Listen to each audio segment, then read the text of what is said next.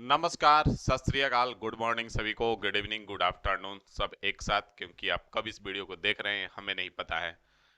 तो आज जो है ज्योमेट्री का आपका 14वां दिन है। उम्मीद है आपको पढ़ के मजा आ रहा होगा। थोड़ा थोड़ा ही पढ़ रहे हैं लेकिन बेहतरीन तरीके से पढ़ रहे हैं और बहुत ही जबरदस्त आपको ज्योमेट्री हम पढ़ाने वाले हैं।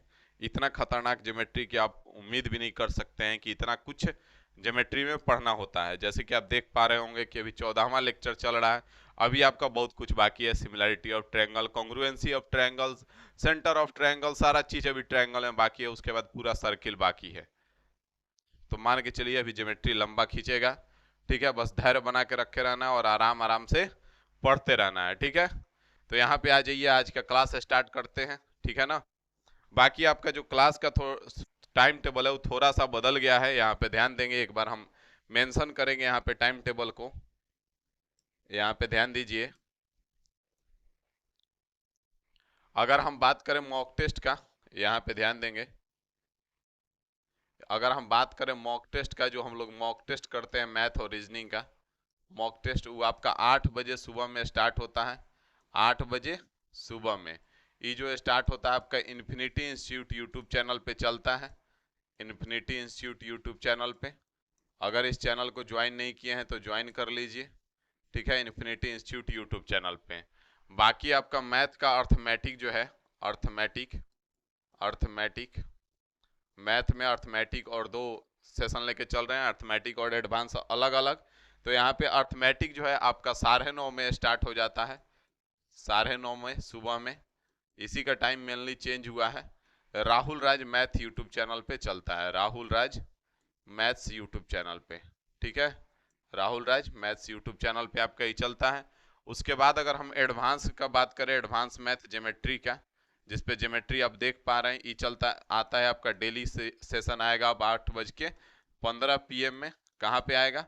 Rahul Raj math YouTube channel पे आएगा।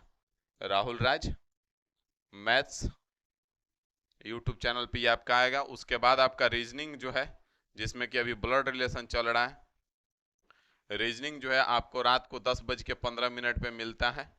10:15 पे ये जो सेशन मिलता है आपको इन्फिनिटी इंस्टीट्यूट पर मिलता है। इन्फिनिटी इंस्टीट्यूट यूट्यूब चैनल पे मिलता है। इन्फिनिटी इंस्टीट्यूट यूट्यूब चैनल पे। तो यहाँ से सारा क्लास मैथ और रीजनिंग का एकदम आपका टेंशन खत्म कर दिया गया है। बस आपका जिम्मेदारी है पढ़ाई करना बेहतर ढंग से और पढ़ाई करके सिलेक्शन लेना।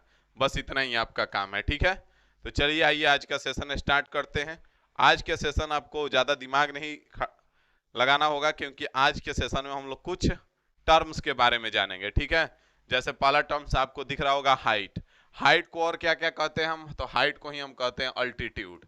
क्या कहते हैं? अल्टीट्यूड कहते हैं। ठीक है, हाइट को ही हम अल्टीट्यूड भी कहते हैं। उसके बाद परपेंडिकुलर भी हम हाइट को ही कहते हैं। परपेंडिकुलर, बोलचाल के भाषा में परपेंडिकुलर भी कहते हैं। तो यहाँ पे ध्यान देंगे, हाइट या परपेंडिकुलर या अल्टीट्यूड का अगर बात करें तो हम किसको कहते हैं? तो जैसे कि अगर एक ट्रायंगल है, ठीक है, एक ट्रायंगल है। अभी ट्रायंगल है, ट्रायंगल में यहां से हमने परपेंडिकुलर ड्रॉ किया और यहाँ पे आया तो परपेंडिकुलर ड्रॉ किया। तो यहाँ से ए बी सी हो गया, ए बी सी, और यहाँ पे ए डी। तो ए डी जो है आपका हाइट बनेगा। क्या बनेगा? ए डी जो है हाइट हो जाएगा। अगर यही चीज को हम यहाँ पे ध्यान देंगे आप, कि अगर इस प्रकार से हमने ट्रायंगल बनाया, इस प्रकार से हमने ट्रायंगल बनाया, तो यहाँ से जब आप परपेंडिकुलर ड्रॉ करेंगे, परपेंडिकुलर बनाएंगे, तो परपेंडिकुलर जो बनेगा कुछ इधर बनेगा आपका, इस लाइन को एक्सटेंड करके, और फिर आपको यहाँ पे ई होगा। तो हाइट का काम ई करेगा। आपका बात समझ में आ रहा है? परपेंडिकुलर जो बनेगा वो बाहर में बनेगा और हाइट का काम वो करेगा। तो अगर हम यहाँ से सिंपल सा बात देखें तो हाइट क्या है? तो a line is drawn by a vertex to the opposite sides perpendicular to the opposite sides. एक लाइन ड्रॉ किए जो कि वर्टेक्स से, शीर्ष से सामने वाले भुजा पे लंब होती है। ठीक है, उसको हम क्या कहते हैं? हाइट कहेंगे। यहां से अगर हिंदी में बात करें तो किसी भी त्रिभुज में किसी शीर्ष से सामने वाले भुजा की लंबवत दूरी को हाइट कहेंगे।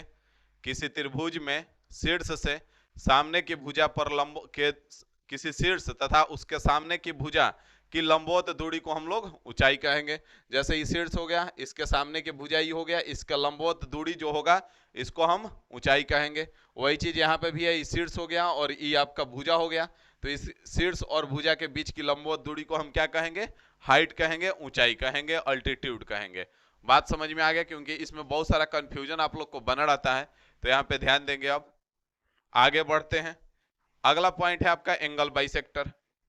एंगल बाइसेक्टर किसको कहते हैं, हिंदी में आपका कोण समद्विभाजक कहते हैं एंगल बाइसेक्टर को। कोण समद्विभाजक, कोण समद्विभाजक, एंगल बाइसेक्टर को क्या कहते हैं, कोण समद्विभाजक कहते हैं। अब कोण समद्विभाजक का मतलब क्या हो गया, जो एक ऐसी रेखा जो किसी भी कोण को दो बराबर भागों में विभाजित करती हो, उसको हम क्या कहेंगे, एंगल बाइसेक्टर कहेंगे।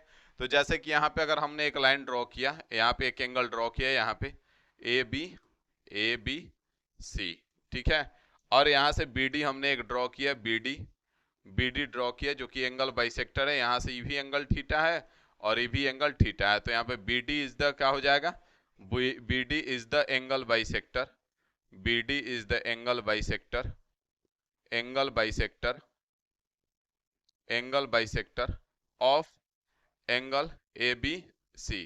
बी डी जो है कोण ए बी सी का कोण समद्विभाजक है। बात समझ में आ गया, यहां तक कोई दिक्कत है, यहां तक कोई समस्या नहीं होगा। यहाँ पे ध्यान देंगे, अगर इसी चीज को हम त्रिभुज में समझने का प्रयास करें, तो जैसा कि एक हमने त्रिभुज बना दिया, यहां से आपको दिख रहा है। अब यहां से इसका एंगल बाइसेक्टर हमने ड्रॉ कर दिया, ये क्या है, एंगल बाइसेक्टर है, तो ये भी एंगल थीटा हो जाएगा और ये भी एंगल थीटा हो जाएगा।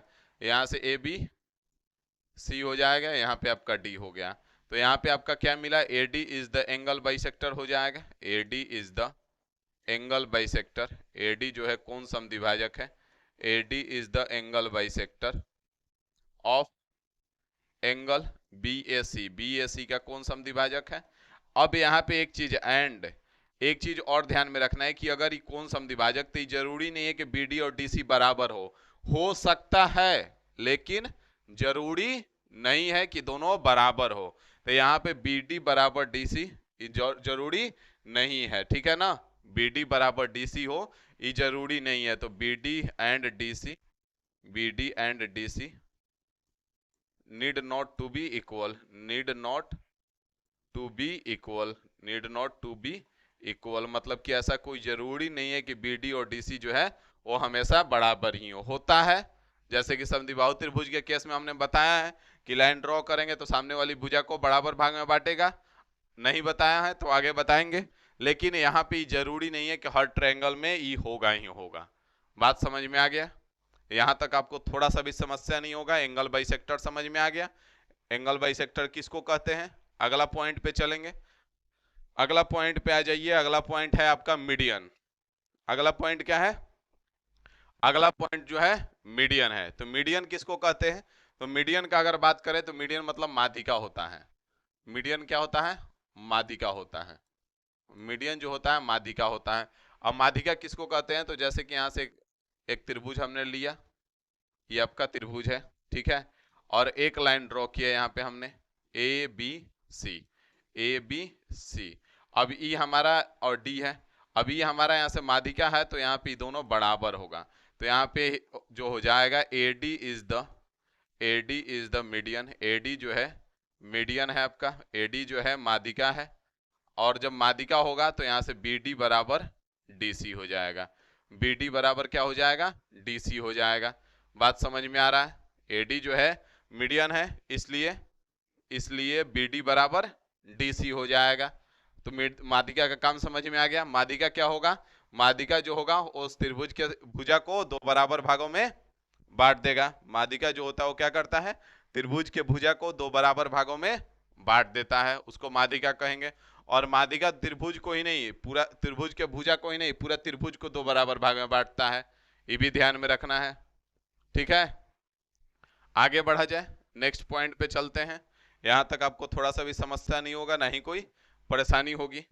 अब यहाँ पे आ जाइए, अगला पॉइंट देखते हैं। अगला पॉइंट क्या है, अगला पॉइंट है आपका परपेंडिकुलर बाइसेक्टर। परपेंडिकुलर बाइसेक्टर मतलब लंब समद्विभाजक, परपेंडिकुलर बाइसेक्टर मतलब लंब समद्विभाजक, समद्विभाजक, लंब समद्विभाजक हो जाएगा परपेंडिकुलर बाइसेक्टर।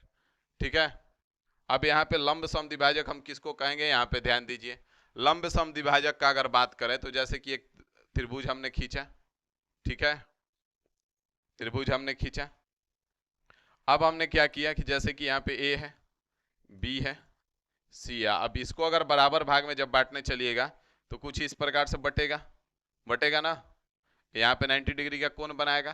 तो ई क्या कर रहा है कि बीडी और डीसी को बराबर भाग में बांट रहा है, साथ में क्या है, परपेंडिकुलर भी है। मीडियन बांट रहा था, लेकिन जरूरी नहीं है कि मीडियन आपका परपेंडिकुलर रहेगा, लेकिन ये क्या होगा, परपेंडिकुलर बाइसेक्टर इसका नाम ही है। मतलब ये भुजा को दो बराबर भागों में बांटेगा और साथ में भुजा के साथ लंब भी होगा, भुजा से के साथ 90 डिग्री का कोण भी बनाएगा। तो इसको हम क्या कहेंगे, ये जो है हमारा परपेंडिकुलर बाइसेक्टर, ये जो है परपेंडिकुलर बाइसेक्टर है, परपेंडिकुलर बाइसेक्टर है, परपेंडिकुलर बाइसेक्टर है। मतलब कि लंब समद्विभाजक है, लंब समद्विभाजक है, लंब समद्विभाजक है, परपेंडिकुलर बाइसेक्टर है, लंब समद्विभाजक है। बात समझ में आ गया, परपेंडिकुलर बाइसेक्टर किसको कहेंगे? एक बार फटाफट कमेंट कर दीजिए कि परपेंडिकुलर बाइसेक्टर किसको कहेंगे। समझ में आ गया? यहाँ तक कोई तकलीफ नहीं है, ना ही कोई समस्या होना चाहिए। आगे बढ़ा जाए ना, यहाँ से आगे बढ़ेंगे, फटाफट आ जाइए, ध्यान दीजिए। यहाँ से आगे देखें तो अगला पॉइंट है आपका सिवियन। अब सिवियन किसको कहते हैं आपको पता ही नहीं होगा, सिवियन किसको कहते हैं आपको पता ही नहीं होगा। तो यहाँ पे सिवियन पता है किसको कहते हैं, जैसे कि यहाँ पे जैसे हम एक त्रिभुज ड्रॉ करते हैं, ठीक है, यहां से एक त्रिभुज हमने ड्रॉ किया ए बी सी, हमने एक त्रिभुज ड्रॉ कर लिया। अब यहाँ पे सिवियन हम किसको कहते हैं, जैसे यहां से कोई भी रैंडम हम लाइन खींच दिए, ई ए डी है, ठीक है, अभी परपेंडिकुलर नहीं है, ई मीडियन नहीं है, बाइसेक्टर नहीं है, एक लाइन हमने ड्रॉ कर दिया ये डी, तो ए डी जो है वो क्या हो जाएगा, सिवियन हो गया। यहां से जैसे एक और लाइन ड्रॉ कर दिया ए ई, तो ए ई क्या हो जाएगा, सिवियन हो जाएगा। मतलब कोई भी रैंडम लाइन, ठीक है, कोई भी एक रेखा, any random line, any random line, any random line, कोई भी एक रेखा, हिंदी में आप लिख सकते हैं कोई भी एक रेखा, any random line which joins vertex to the opposite side, any random line which joins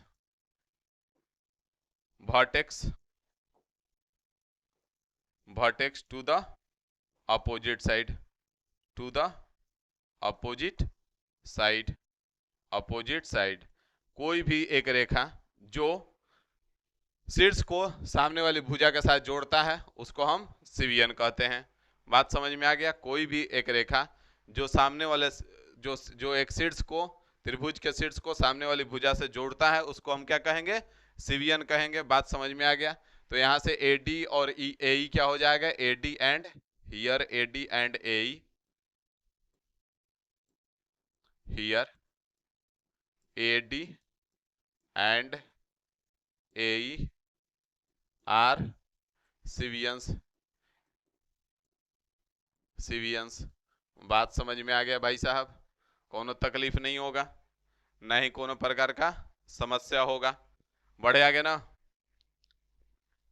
आगे आ जाइए। यहां से आगे आपको कुछ पॉइंट भी बताएंगे, जैसे स्केलन ट्रायंगल में, स्केलन ट्रायंगल का अगर हम बात करें तो यहाँ पे ध्यान देंगे कि अगर यहाँ स्केलन ट्रायंगल का हम बात करते हैं तो जैसे कि सबसे पहले यहाँ पे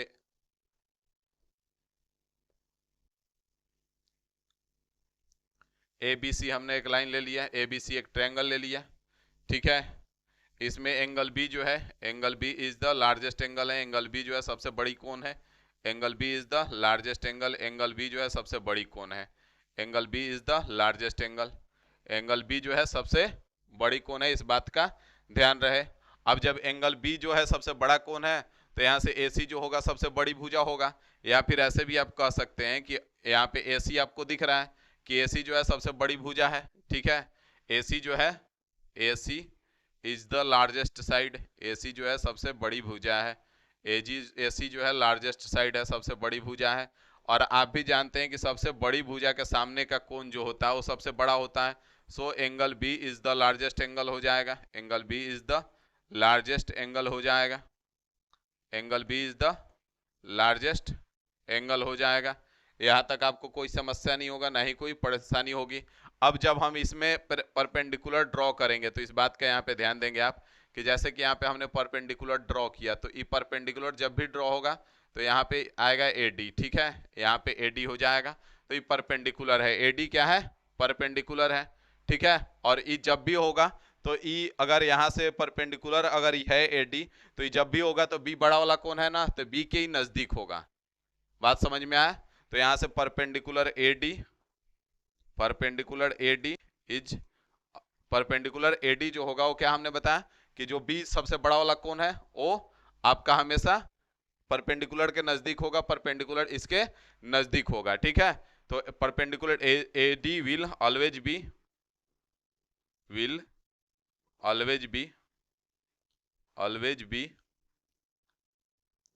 near to the largest angle, largest angle, largest angle, angle B. AD जो परपेंडिकुलर है वो हमेशा आपका जो सबसे बड़ी वाली कोण है एंगल बी उसके नजदीक होगा। यहां तक कोई समस्या नहीं होगा, ना ही कोई परेशानी होगी। अब ई आपको क्यों बताया जा रहा है कि अलग से नजदीक होगा? मान लेते हैं कि यहाँ पे हमने एक एंगल बाइसेक्टर ड्रॉ किया, क्या बाइसेक्टर ड्रॉ किया, एंगल बाइसेक्टर ड्रॉ किया, AE, AE यहाँ से E है, E, ठीक है, AE, AE, और यहाँ से एक मीडियन हमने ड्रॉ किया जो कि ई क्या करेगा, ई भुजा को बराबर भाग में बांटेगा, AF। तो यहाँ पे जो तीनों अगर लाइन ड्रॉ किए हैं और यहाँ पे बोला नहीं गया है कि परपेंडिकुलर है, तो आपको खुद से पकड़ लेना होगा कि अगर एंगल बी जो है बड़ा वाला है तो जो परपेंडिकुलर होगा वो AD होगा, सबसे नजदीक वाला एंगल बी के सबसे नजदीक वाला परपेंडिकुलर होगा। तो यहाँ पे AE जो है, AE जो है, AE is the angle bisector है, AE is the angle bisector, AE जो है कौन समद्विभाजक है, angle bisector of angle BAC, ठीक है। और AF जो है, AF इज द मीडियन है, AF इज द मीडियन हो जाएगा, मीडियन हो जाएगा। सो यहां से जब AF मीडियन है तो BF बराबर FC होगा, तो BF बराबर FC हो जाएगा, BF बराबर FC हो जाएगा। यहां तक कोई समस्या है तो आप कमेंट करके बता सकते हैं, नहीं है तो आगे बढ़ा जाए, नेक्स्ट क्वेश्चन पे चलते हैं। आ जाइए नेक्स्ट, देखिए नेक्स्ट पॉइंट क्या जानना है आपको। स्केलन ट्रायंगल जान लिए, यहां से आ जाइए। अगला है आइसोस्केल्स ट्रायंगल। आइसोस्केल्स ट्रायंगल में यहाँ पे हम बात करें तो जैसे कि यहाँ पे आप ध्यान देंगे कि आइसोस्केल्स ट्रायंगल का अगर हम बात कर रहे हैं तो एक त्रिभुज हमने बना लिया है ABC, ठीक है, ABC। यहां से एक लाइन ड्रॉ किया हमने AD, ठीक है, AD ड्रॉ किया, यहां से AD, ये दोनों बराबर है। यहां से आपको एक चीज ध्यान देंगे, ये दोनों भुजा बराबर है, ठीक है। ट्रायंगल ABC, यहाँ पे ध्यान देंगे, triangle ABC, ABC is an isosceles triangle, is an isosceles triangle, isosceles triangle है। ABC जो है एक समद्विबाहु त्रिभुज है, ठीक है। और यहाँ पे इन विच जिसमें आपका AB बराबर BC है, यहाँ तक आपको कोई समस्या नहीं होगा। ABC जो है एक आपका समद्विबाहु त्रिभुज है और यहाँ पे AB जो है AC के बराबर है। अब हमने यहाँ पे AD लाइन ड्रॉ किया जो कि परपेंडिकुलर है, क्या है, जो कि यहाँ पे परपेंडिकुलर है, ठीक है। अब AD जो है आपका, यहाँ पे ध्यान देंगे कि AD जो है अगर परपेंडिकुलर है तो यहाँ पे आपको पता है कि अल्टीट्यूड होगा, या हाइट बोलिए, अल्टीट्यूड होगा, ठीक है। अब यहाँ पे AD ही जो होगा वही आपका एंगल बाइसेक्टर भी हो जाएगा, एंगल बाइसेक्टर भी हो जाएगा। किस में होगा, समद्विबाहु त्रिभुज में एंगल बाइसेक्टर भी हो जाएगा। अगर AD का ही हम बात करें तो AD ही आपका मीडियन भी हो जाएगा, AD ही आपका मीडियन भी हो जाएगा, और AD ही आपका परपेंडिकुलर बाइसेक्टर भी हो जाएगा, परपेंडिकुलर बाइसेक्टर भी हो जाएगा। भाई साहब बात समझ में आ रहा है कि नहीं आ रहा है? यहां तक कोई दिक्कत है? नहीं है ना, यहां तक कोई समस्या नहीं होगा। यहां तक कोई समस्या नहीं है ना। तो इस सारा आपका एडी जो है यही होगा आइसोस्केलेस ट्रायंगल में। एडी एल्टीट्यूड होगा, एंगल बाइसेक्टर होगा, मीडियन होगा, परपेंडिकुलर बाइसेक्टर होगा, सब एडी ही होगा। किस में? आइसोस्केलेस ट्रायंगल में। और कब? जब ई बिना बराबर भुजा पे खींचा जाए तब। इस बात को याद रखना है, ठीक है। अगला पॉइंट पे चलते हैं। आज भर का वैसे काम भर का हो गया, हमको लग रहा है थक रहे हो तुम, ठीक है। तो यहाँ पे आ जाइए, इक्विलेटरल ट्रायंगल देखिए। इक्विलेटरल ट्रायंगल किसको कहते हैं? अगर इक्विलेटरल ट्रायंगल का यहाँ पे हम बात करें तो इक्विलेटरल ट्रायंगल आपका ये हो जाएगा A B C, A B C. A B C is the A B C is an equilateral triangle. Equilateral triangle, ठीक है। A B C is an equilateral triangle in which, जिसमें आपका A B बराबर हो जाएगा B C, बराबर हो जाएगा ए सी, जिसमें तीनों भुजा आपस में बराबर होगा। तो ये तो आप अच्छे से जानते थे, पहले से ही जानते थे। अब यहाँ पे अगर ध्यान देंगे आप, तो यहाँ पे जैसे कि हम ड्रॉ कर रहे हैं, यहाँ से ड्रॉ किए एडी जो कि परपेंडिकुलर मानिए, इसमें भी सारा वही होगा। यहाँ से हमने ड्रॉ किया इधर भी, और यहाँ से भी हमने ड्रॉ किया ई भी, ठीक है। ए डी हो गया, बी ई हो गया, और सी एफ हो गया। तो ये इक्विलेटरल ट्रायंगल में आपका ए डी बराबर होगा बीई और बराबर होगा सी एफ। इस बात को आप याद रखेंगे। और यहाँ पे जिस पॉइंट पे कट कर रहा है, ठीक है, इस पॉइंट पे कट कर रहा है, इस पॉइंट को ओ नाम दे देते हैं। क्या देते हैं? ओ नाम देते हैं। तो ये जो ओ होगा, ओ जो होगा, यही आपका ऑर्थो सेंटर होगा। ऑर्थो सेंटर मतलब कि लंब केंद्र, ऑर्थो सेंटर। ऑर्थो सेंटर के बाद आपका इन सेंटर भी होगा, सरकम सेंटर भी होगा। इन सेंटर मतलब अंतः केंद्र, इन सेंटर मतलब कि अंतः केंद्र। फिर सरकम सेंटर मतलब कि बाह्य केंद्र। तो सरकम सेंटर जो होगा वो भी आपका यही होगा, सरकम सेंटर मतलब कि बाह्य केंद्र। और सेंट्रोइड, सेंट्रोइड मतलब केंद्रक होता है, ये भी आपका इसी पॉइंट पे होगा। तो ये किस में होगा? केवल इक्विलेटरल ट्रायंगल में होगा, और ये हमेशा होगा, ठीक है। तो इस पॉइंट को आप याद रखेंगे। आगे इसके बारे में तो डिटेल में आगे पढ़ेंगे ही हम आपको। अभी पूरा ऑर्थो सेंटर किसको कहते हैं, ऑर्थो सेंटर कब बनेगा, कैसे बनेगा, ये सारा चीज आपको हम बताएंगे। लेकिन यहाँ पे याद रखेंगे कि इक्विलेटरल ट्रायंगल में एक ही पॉइंट पे आपका ऑर्थो सेंटर, इन सेंटर, सरकम सेंटर, सेंट्रोइड सब होता है, ठीक है। जैसे अभी आइसोस्केलेस ट्रायंगल के बारे में हमने बात किया, तो वहां पे ये दोनों भुजा बराबर था, तो ये आपका सब कुछ बना। लेकिन अगर यही सेम चीज हम ले लेते हैं और यहाँ से ये दोनों भुजा बराबर है और यहाँ से हम ड्रॉ करते हैं, तो ये सब सेम चीज नहीं होगा, ठीक है। बाकी इसमें अगर आप यहाँ से करते हैं, तो जैसे इसमें ए डी बराबर बी ई है, तो यहाँ से अगर ए डी लेते हैं और आप यहाँ से बी ई लेते हैं, तो जरूरी नहीं है कि बराबर होगा। ए डी और बी जरूरी नहीं है कि बराबर होगा आइसोस्केलेस ट्रायंगल में, लेकिन इक्विलेटरल ट्रायंगल में बराबर होगा। तो इस बात को आप याद रखें, इस पॉइंट को नोट कर लें अच्छे से। बाकी मिलते हैं हम लोग अगले क्लास में। अभी के लिए इतना ही रखते हैं, आज का सभा यहीं पे समाप्त करते हैं। थोड़ा सा ही पढ़िए, बेहतरीन पढ़िए, बढ़िया से पढ़िए, आराम से पढ़िए। पढ़ के मजा आ रहा है कि नहीं आ रहा है कमेंट जरूर किए कीजिए। आप लोग कमेंट नहीं करते हैं, बहुत बदमाश आदमी हो तुम लोग यार। बताओ, कमेंट उमेंट ना करते हो कैसे काम चलेगा? है कमेंट उमेंट करते रहना चाहिए ना, भड़ भड़ के कमेंट करो, भड़ भड़ के शेयर करो। जल्दी से अभी सब जगह शेयर कर दो, तो सबके पास भेज दो, और सबको बोलो कि सब चैनल को सब्सक्राइब कर ले और सब पढ़े। मन लगा के फ्री में पैसा बर्बाद कर रहे हो तुम लोग, टाइम बर्बाद कर रहे हो, बाद में पछताओगे। तो चलिए अभी का सब हम फिलहाल यहीं पे समाप्त करते हैं। अभी के लिए इतना ही रखते हैं, फिर मिलते हैं अगला लेक्चर में, ठीक है ना। Thank you.